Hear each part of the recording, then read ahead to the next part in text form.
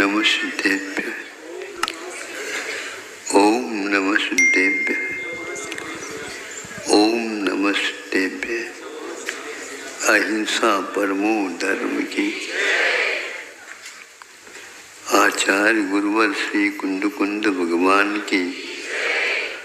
आचार्य गुरुवर श्री ज्ञान सागर मुनि महाराज की।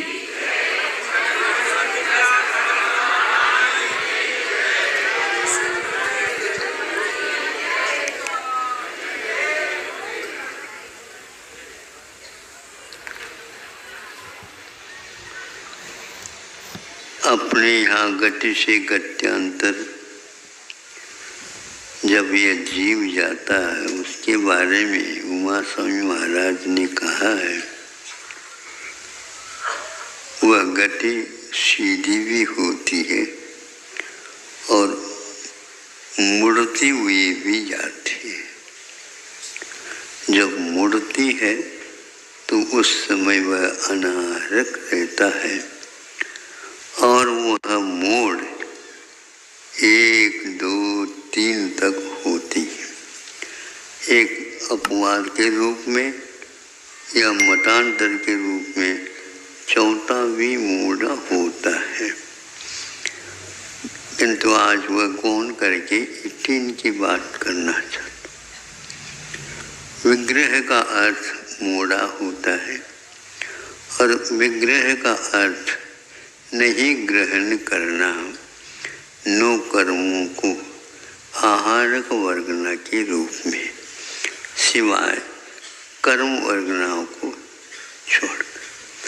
कर्म वर्गना यदि शरीर नाम कर्म का उदय है, कोई भी हो, कर्मण का योग भी क्यों न हो, वहाँ पर वर्गनाएं आएंगे, किंतु आहार वो नहीं करेंगे, इसलिए उनको अनाहारक कहा।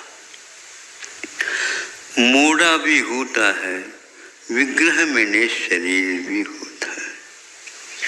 तो शरीर के लिए गति से गत्यांतर जाता वह व्यक्ति आहारक भी होता है और अनाहारक भी होता है।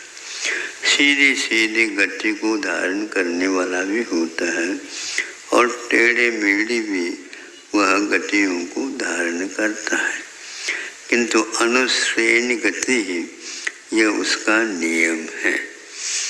आकाश के प्रदेशों की पंक्ति के नाम श्रेणी है। उस श्रेणी का हमने पंक्ति है, उस पंक्ति से ही वह जा सकता है। यद्वा तद्वा उसकी गति नहीं होती। पगडंडी बात अलग है, लेकिन राजमार्ग में तो हमेशा हमेशा ये नियम चलता है। तो यह मोड़े की बात इसलिए कह रहे हैं, विग्रह की बात इसलिए कही जा रही है, वो टेढ़े का नाम है। आज का दिन सीधा का नाम। माया तेरे जीवन से नहीं चाहिए। अब तो हमें सीधा साधा, जो सीजते हैं वो सीधे होते हैं और जो सीजते नहीं हैं वे एक प्रकार से टर्रा मुंह की भांति बातें करते हैं। जिनका कोई भी कितनी भी सुझाव पानी में डाल करके वह अंकुरित नहीं होगा, उसकी कोई भी उसके व्यंजन नहीं बन पाएंगे, नहीं समझे। और कोई भी वह उसकी फांकी लेगा और उसमें से एक आध टर्रा मूंग आ जाए, दांतों को भी वो उखाड़ सकता है, नहीं उखाड़ता। खिचड़ी में प्राय करके ऐसा ही होता है, जिनके दांत नहीं वो ठीक है।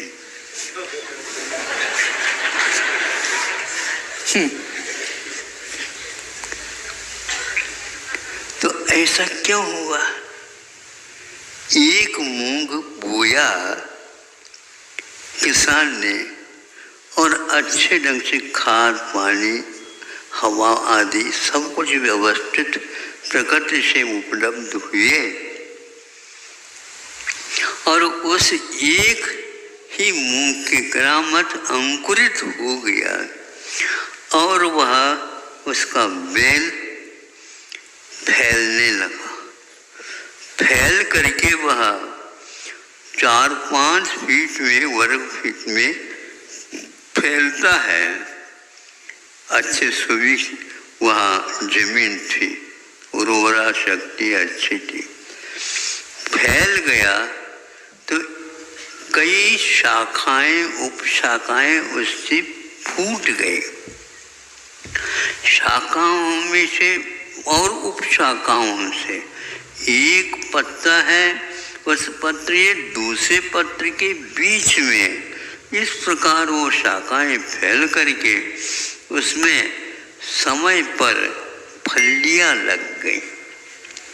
फली समझते हो, जैसे मूंगफली है, इस गंवार अपनी ये हाँ मटर फलियां भी होती हैं, लेकिन ये फली है एकदम सीधी रहती है, मुड़े हुए नहीं रहते, ध्यान रखो, एकदम सीधी रहती है। और इसमें किसान देखता है अरे एक फली में भी 10-12 से भी ज़्यादा मूंग लग रहे हैं, तो कितने हजारों फलियां हो गई और उसमें हजारों को गुणित कर दो कितने, ये बहुत गुणित क्रम से हो गया। जब उसको मूंगर वगैरह बनाना चाहें तो उस समय उसकी भी पहचान हो जाती। पहले वह उसको पानी में अच्छे ढंग से डालते थे, फिर बाद में उसको निकाल करके और गर्मी के दिन में मतलब सूर्य प्रकाश में धूप में सुखाते हैं, फिर बाद में उसका दाल बनता। लेकिन उस चक्की से भी वो पार हो करके आ गया और वह जब खिचड़ी बनाई गई तो उसमें भी वो पार हो गया। हाँ, और जब एक व्यक्ति खाने के लिए बैठा तो उसके दांत को तोड़ दिए। अरे कंकड़ कहाँ से आई? ये लोग क्या करते हैं समझ में नहीं आता। ऐसे करेंगे एक एक दांत निकल जाएंगे तो बत्ती से दूसरी लगानी पड़ी, नहीं है तो दलिया और वो तो रोटी भी नहीं चबा पाए। क्या हो गया? कुछ नहीं, हमें बिल्कुल अभी चश्मा की आवश्यकता नहीं है। एक दाना गिन करके और जो कुछ भी उसमें कंकर पत्थर है सबको निकाल करके बनाया गया है, ये हमारा कोई दोष नहीं। अरे दांत गिर गया, अब कौन सा साक्ष्य दे हम? हो सकता है वह दांत पहले से हिलता हो, गिर गया, लेकिन हमारे यहाँ के तो बहुत सही सलामत काम कर। कंकर नहीं, बिल्कुल कंकर तो संभव ही नहीं। हाँ, सूर्य प्रकाश में हमने थाली में रख करके उसका संशोधन किया है। जब समय पर हम इसका उदाहरण दूसरा भी दे सकते हैं, अभी यहाँ नहीं। तो है क्या ये? तो जब वह निकाला बाहर से, वही तर्रा मूंग आ गया।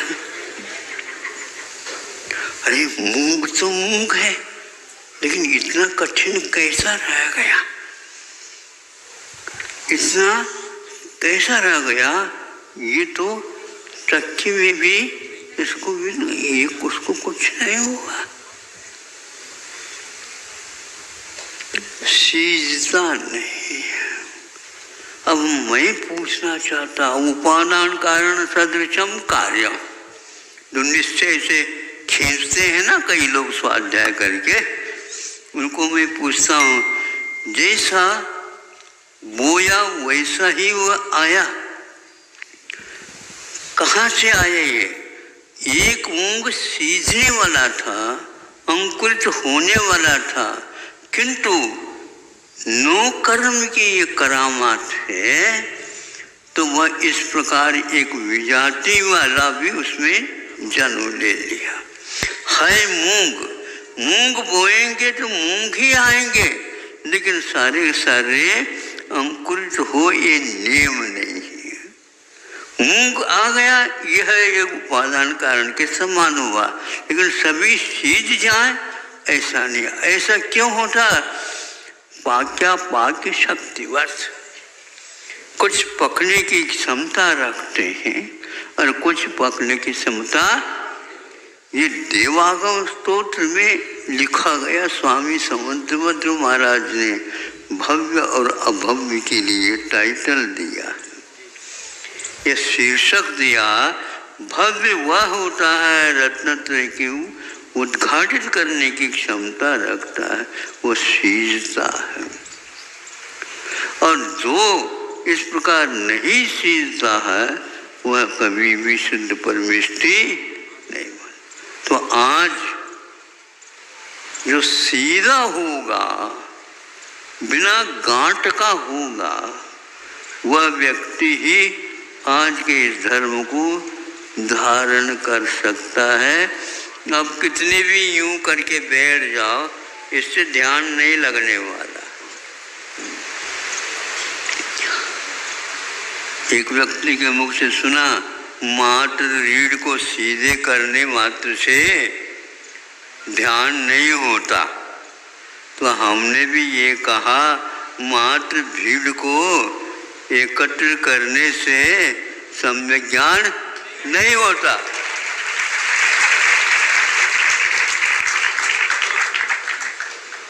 नहीं समझे? जोड़ के साथ तोड़ भी तो होता। हाँ?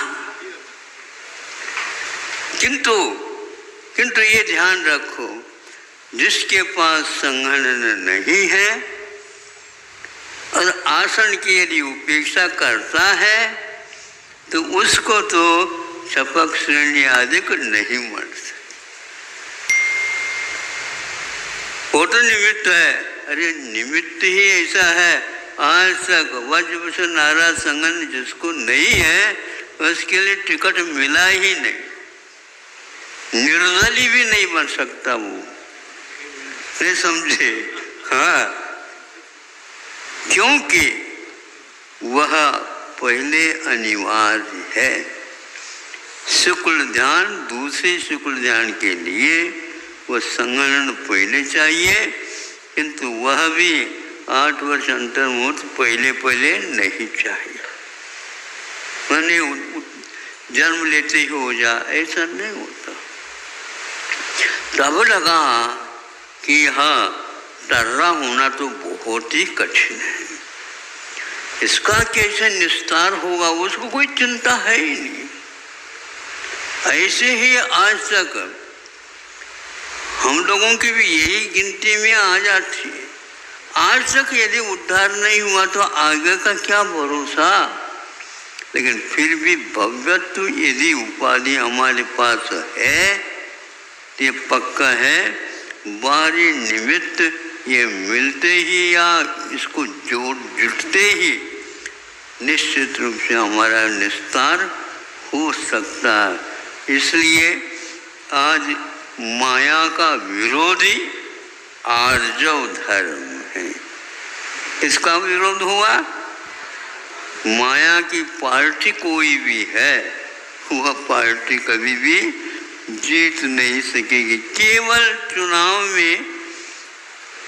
में चुन करके आ गई, इसलिए सरकार नहीं बनती। नहीं समझे?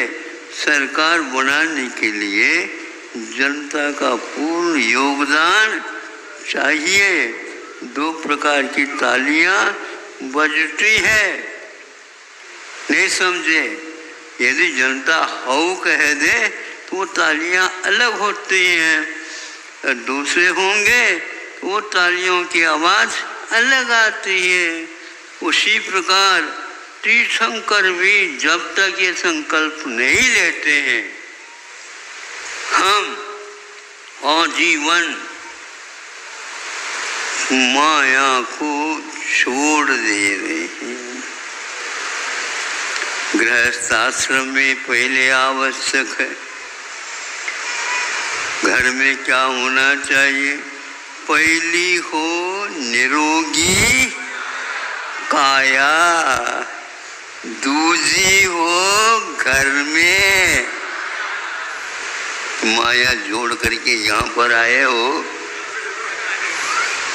चलने वाला हो, वहीं का वहीं छोड़ करके आओ। हाँ, उसकी आवाज भी मत सुनो क्योंकि वो माया है। यह माया वही जब तक जमानत है तब तक यहाँ पर श्रवण नहीं बन सकता। हाँ, शुल्लक कैलक वगैरह आरिका वगैरह बन सकती है, एक देश माया का त्याग करें। अब ये समझना भी बहुत कठिन है, नहीं समझे? पूरा छोड़ना तो फिर भी ठीक है, लेकिन पूरा नहीं छोड़ना फिर भी समझ में आ जाएगा भाई ये छोड़ने वाला नहीं है। लेकिन एक देश छोड़ने के उपरांत आधा छोड़ दिया, आधा नहीं छोड़ा, मतलब कि छोड़ दिया, मतलब को नहीं छोड़ा, इस प्रकार होता है तो उसको बोलते हैं निश्चल्यो वृत्ति तो है लेकिन वो आधा है। शल्य से रहित उसमें माया मिथ्या पहले शल्य में आया, माया मिथ्या निदान था ना। हाँ, वो माया है, इस शल्य का काम करता है। हाँ, वह जैसे कांटा गड़ गया और उसी समय निकालना था, थोड़ा सा प्रमाद हो गया, कुछ चल फिर करके आ गए, वह नीचे दूर तक पहुंच गया और वह नाई से भी नहीं निकल पाया। फिर बाद में धीरे धीरे उसको पकाने की कोशिश की, नहीं पक पाया। फिर बाद में वह चाय के रूप में, चाय समझते हो, एक एक पैर रखने से चाय नहीं समझे, रखना ही मुश्किल। लंगड़ा था, चप्पल पहनने के उपरांत भी अपना ये इस प्रकार की दशा होती है। अनंत काल से आप लोग आ रहे हो, चाय के साथ यदि आ गए हैं तो हम कहते हैं भैया ऐसे तो हम निर्वाह नहीं कर पाएंगे, क्योंकि आप चाय वाले पैर वाले तो हैं, लेकिन चाय कौन उठाएगा आपको, कौन चलाएगा आपको? वह आपके समान ही वह भी लंगड़ा रहा है। इसमें कौन चाय वाला है और कौन सही सलामत से पता तक नहीं लगेगा। ऐसी दशा आत्मा की हो गई है और उसको बहुत गहराई तक, जब तक उसको दवाई वगैरह लगा करके उस सुरंग मार्ग से उस कांटे को नहीं निकाला जाता, तब तक एक बार भी नहीं निकल पाता। कभी कभी उसके कुछ अंश रह जाता है। ऐसी दशा है माया मिथ्या और निधान। मायाचार से जैसे ऊपर है वैसे ही भीतर हो, जैसे भीतर है वैसे ही ऊपर हो, काया में, वाचा में और भीतर विचारों में, सब में एक सा जब तक जीवन नहीं होता तब तक उसका सींचने का कोई उपाय नहीं होता। इसलिए उमा स्वामी महाराज ने निश्चल्यो वृत्ति कहा। वृत्ति व्रत लेने मात्र से नहीं होता। और ये भी ध्यान रखिए, वह केवल शल्यत्रय का त्याग करने मात्र से भी नहीं हो सकता है। ना शल्यों का त्याग करना अलग वस्तु और ऐसी दशा में उसको वृत्ति के योग माने 12 व्रत अथवा 5 महाव्रत लेना अलग। जब ये लेता है उस समय वह हल्का हल्का महसूस करता है। जब तक उसमें पानी रहेगा, रोटी बना रहे हैं आप और उसमें पानी का अंश रहेगा तो वह किसी प्रकार से फूलेगा नहीं। मान लो पूड़ी बना रहे हैं तो उसको बना करके वो कढ़ाई में छोड़ देते हैं। कभी देखा आप लोगों ने? खाया तो वही कई बार होगा। तो वह कढ़ाई में जो छोड़ते हैं तो सीधे पहले डूब जाता है। हाँ, डूब जाता है।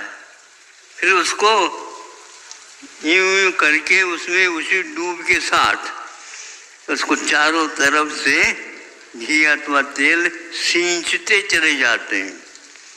फिर रग रग में वह जब घी अथवा तेल पहुंच जाता है उस समय वह ऊर्ध्वगमन करके कहाँ तक आता? जब तक तेल का सतह पर नहीं आता। जब सतह पर आ जाता है उस समय वह फूली हुई पूड़ी कहलाती। फिर इसके उपरांत थोड़ा सा और उसके ऊपर गरम गरम डाल दिया जाता है। तब उसके भीतर पेट में जो हवा है उसको भी ठोंस करके निकाल दिया जाता है। फिर वह बाहर में आप लोगों के सामने आ जाता है। ये पहले डूबेगा वो ध्यान। इसीलिए डूबने मात्र से वह आकार लेने मात्र से वह पूरी नहीं कहलाती, किंतु वह जलना भी नहीं चाहिए। इसलिए उसको बार बार नीचे से ऊपर, ऊपर से नीचे और करते रहते हैं। फिर वह बिना दागदार वह आपके लिए सामने आ जाता है। यह ऊर्ध्वगमन का स्वभाव भी ऐसा ही इसी पर आधारित है। एक समय भी नहीं लगेगा जब पूरा का पूरा यह आत्माराम एक अकेला नहीं बचेगा तब तक ऊर्ध्वगमन का सवाल नहीं उठता। माया को दूजी हो घर में तो वो तो घर तो था ही, लेकिन यह भी एक वस्तुतः घर है जो अनंत काल से इसमें क्या क्या कूड़ा कचरा भर रखा है। खाली होना बहुत कठिन है और जब तक खाली नहीं करोगे तब तक आप सीधे नहीं ऊपर उठ जा ही नहीं सकोगे। इसलिए आचार्यों ने हमारे लिए क्रोध को भी छुड़ा दिया, मान को भी छुड़ा दिया और भीतर कुछ न कुछ रहता है। माया को भी छोड़ दो पहले। नहीं समझे? जब तक नहीं छोड़ता, चोर वगैरह होते ना पुलिस उनको अच्छे ढंग से सीधे करती है।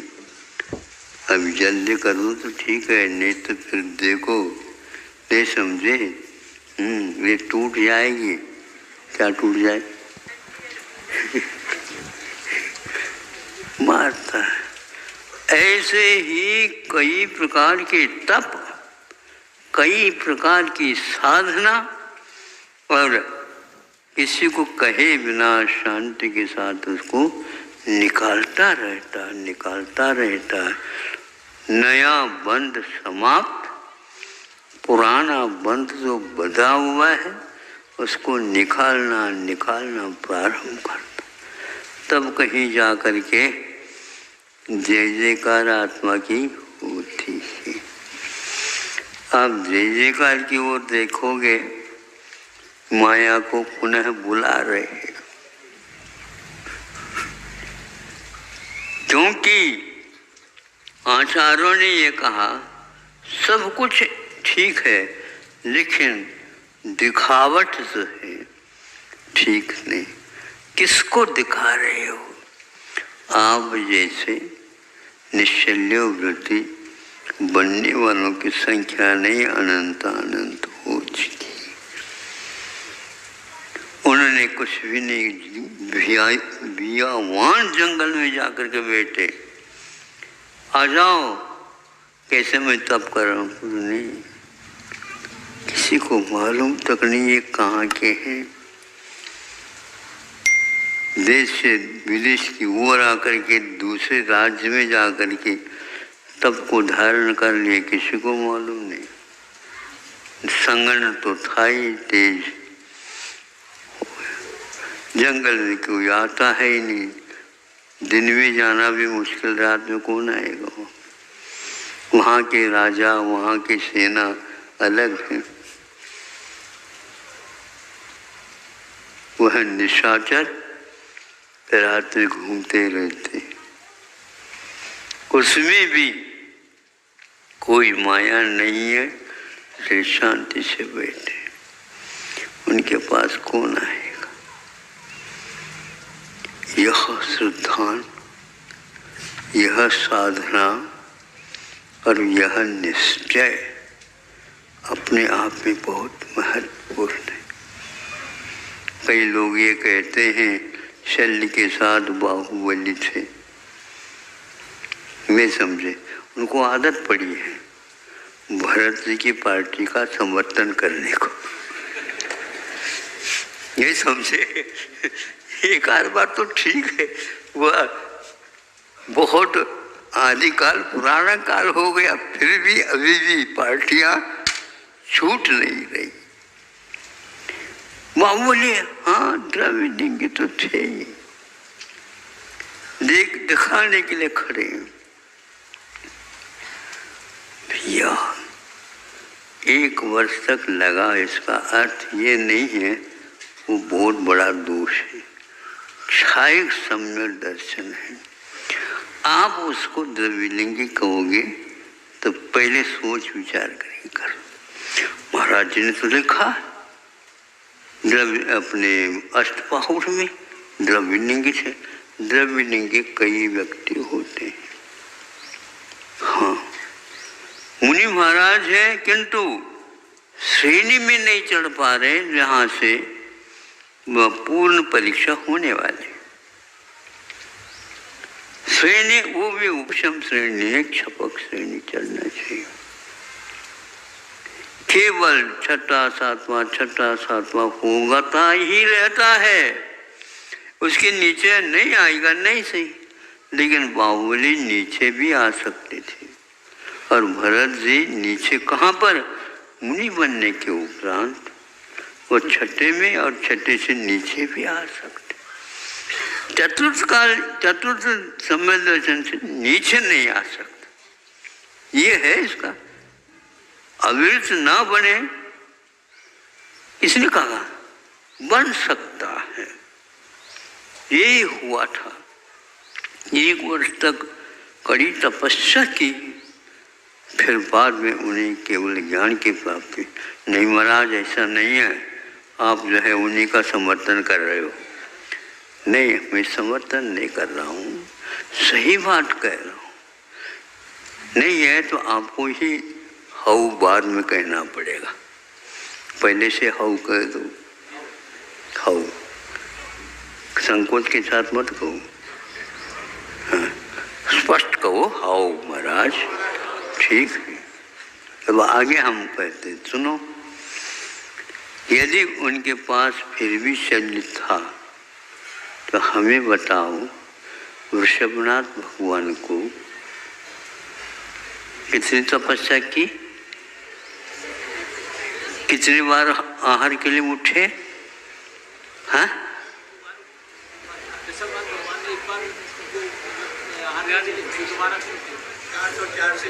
अरे 1000 वर्ष, हाँ, और 1000 वर्ष में, एक वर्ष में 2 बार उठे।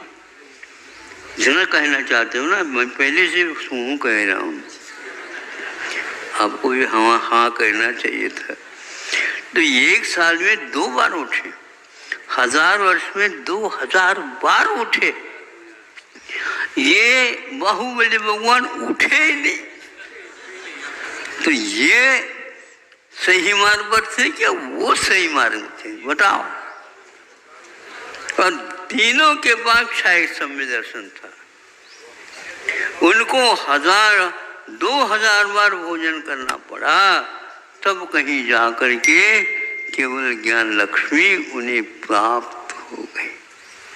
तो इसलिए दोष उनके पास होगा। तो बाहुबली की अपेक्षा से विश्वनाथ भगवान के पास जो शैल्य था वो बहुत गहराई तक था। हाउ कर दो फिर उस प्रकार यदि आप हाउ कहलवाना चाहते हो तो हम भी ये कहलवाएंगे। इसलिए अब तो पक्षपात छोड़ दो।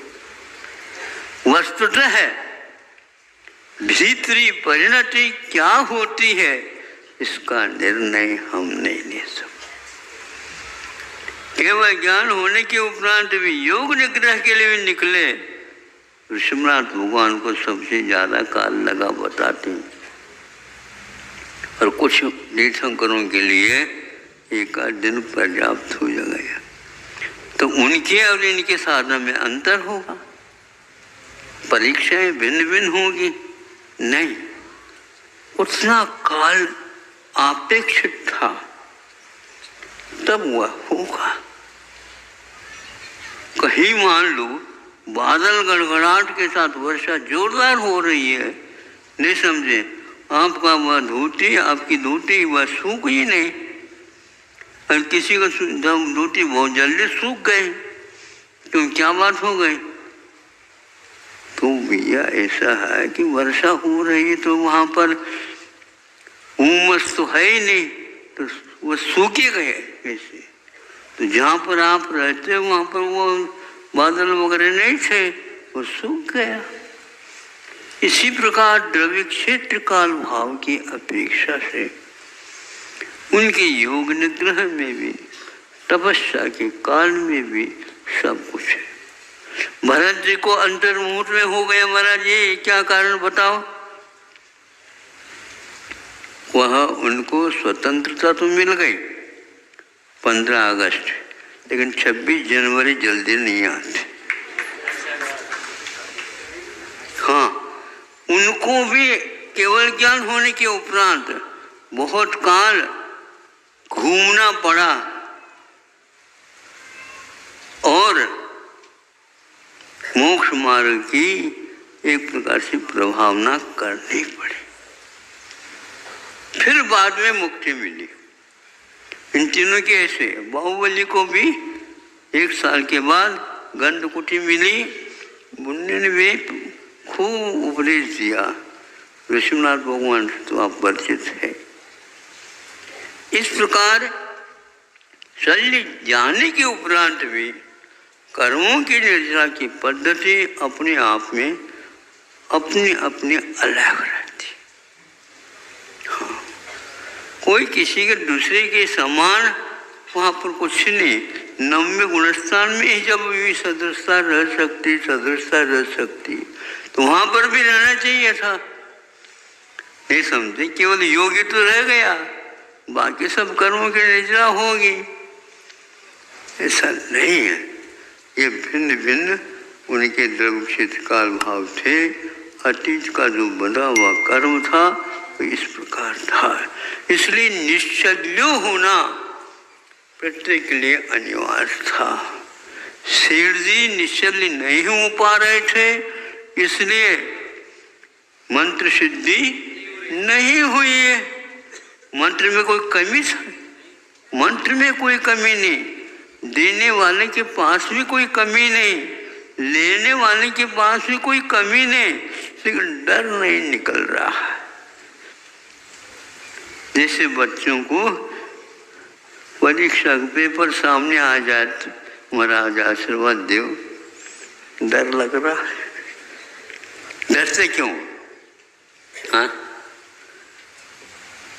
आपकी परीक्षा है, डर की परीक्षा तो है ही नहीं। अच्छा लगे तो कहो हम नंबर लेकर के रहेंगे, ऐसा निश्चय होता है, इसको निशंक बोलते हैं। हाँ, वीतराग सम्यक दर्शन इसी को बोलते हैं। पहाड़ भी टूट जाए तो मन में ये आना चाहिए, चोट लग गई होगी पहाड़ को, नहीं समझे? पहाड़ को, हाँ, हमारे निमित्त से हमारे ऊपर गिर गया, तो उसको सोचना चाहिए था किसने फेंक दी, क्या पता पहाड़ टूट गया। तो भैया तुमको कुछ लगा तो नहीं, मन में तो विचार करो, दया है कि नहीं आपके पास? बिल्कुल। हाँ, नीचे देखते हैं, इसलिए देखते हैं कहीं कंकरों को हमारा पैर चुभ न जाए।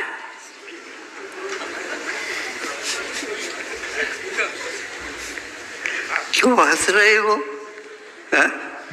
इसमें हंसने में क्या बात है बताओ? दया इसी का नाम है। हाँ, वह यदि फूट गए, नहीं समझे, गलत होगा। सचित हो तो असचित से अचित हो जाएंगे, फिर तो दोष लगता है। इसलिए निरख निरख के वे पग धरे, पाले करुणा। बोलो। हाँ, तब आप आपस में तो बोलते रहते हो, हमारे सामने क्या होता बताओ?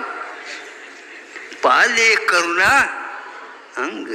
ये करुणा के अंग ऐसे होते हैं, कभी भी हृदय में तो उनके पास कठोरता रहती, पिघलता नहीं हो कभी, सीना ऐसे तन करके रहता, लेकिन करुणा की बात आती है तो वहाँ पर पसीना आ जाता।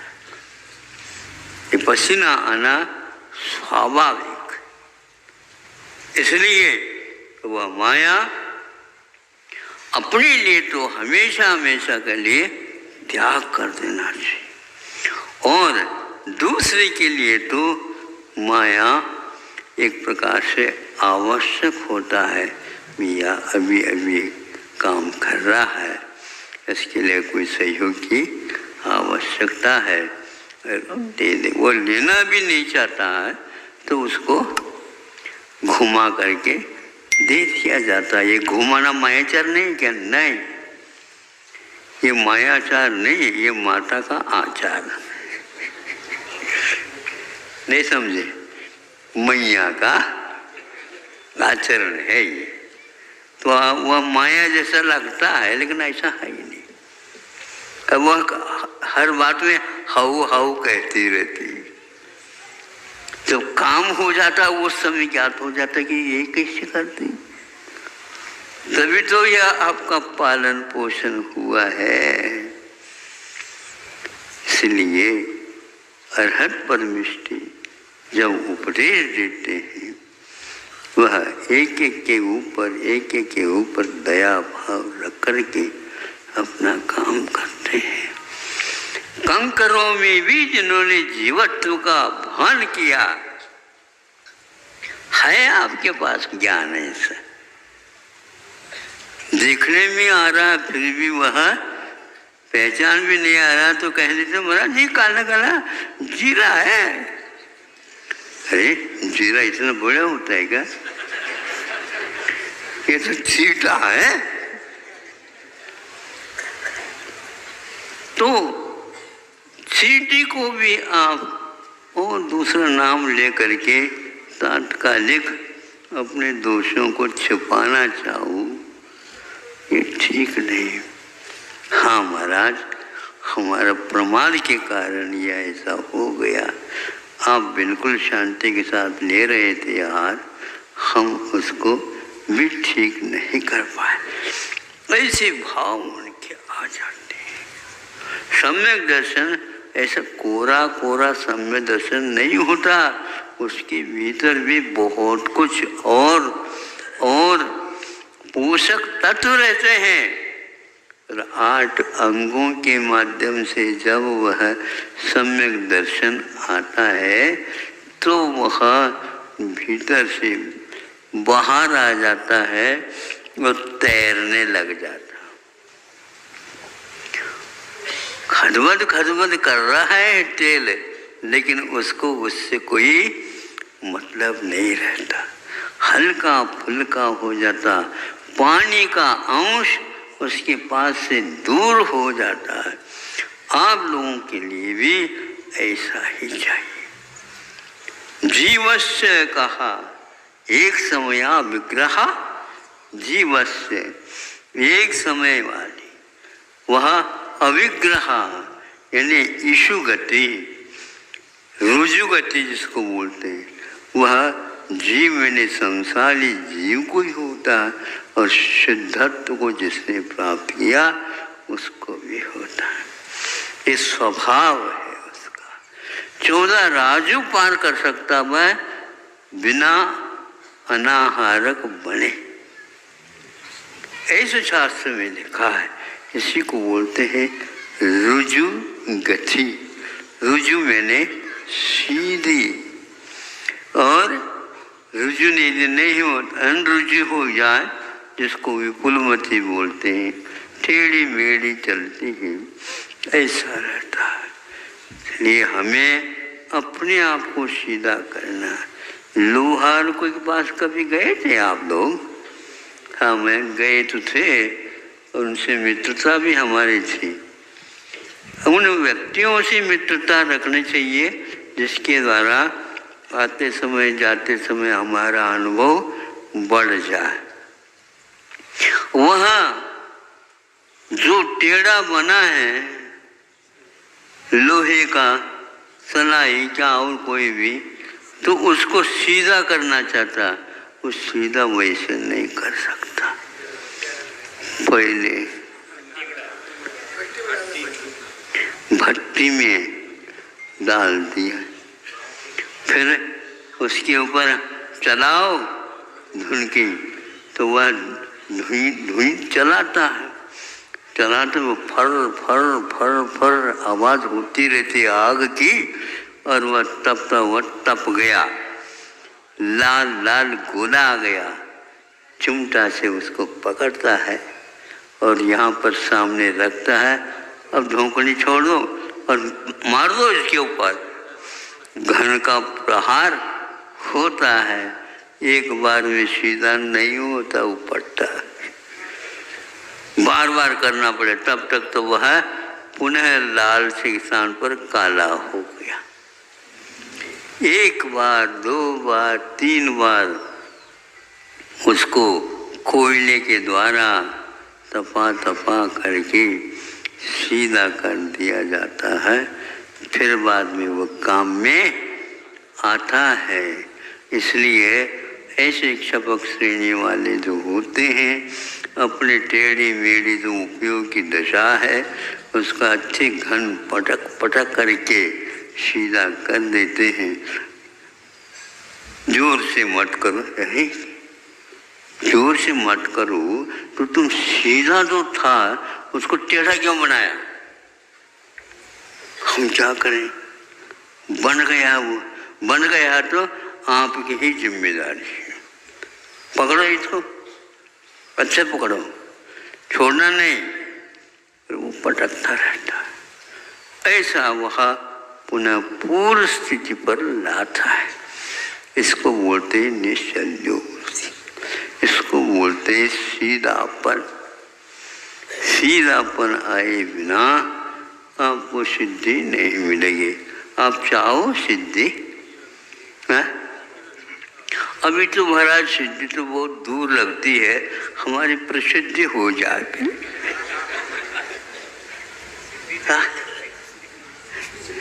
अभी स्थिति तो मिलेगी बाद में, लेकिन थोड़ी सी प्रसिद्धि की कमी थी, वो थोड़े मिल जाए। नहीं, रिद्धि सिद्धि प्रसिद्धि इन किसी से भी मतलब नहीं है, एकमात्र शुद्ध तत्व का हमें लाभ हो तो इसमें सब ठीक ठाक हो जाएगा।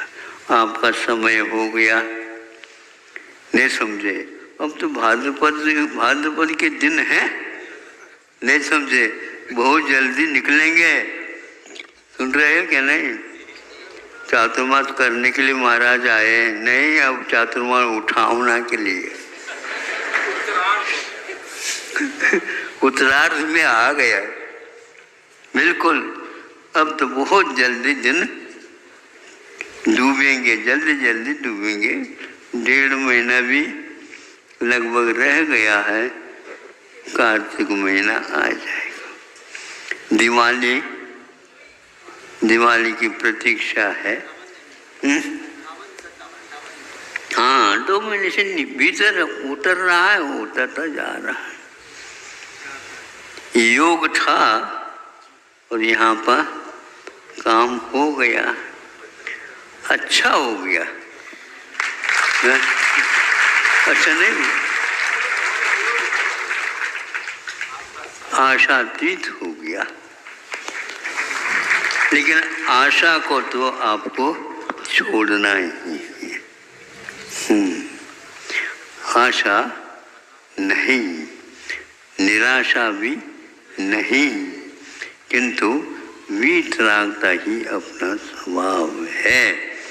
ऐसे समझ करके अपने आप को मानते चले जाओ, सीधा बनते चले जाओ।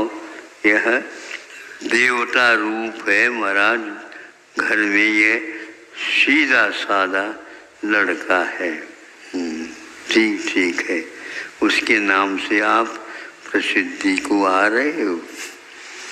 बिल्कुल ऐसे होते संतान तो इस प्रकार के काम करते हैं, तो वह परिवार और पीढ़ी दर पीढ़ी तक उसका प्रभाव आगे और पीछे चारों तरफ पड़ता चला जाता है।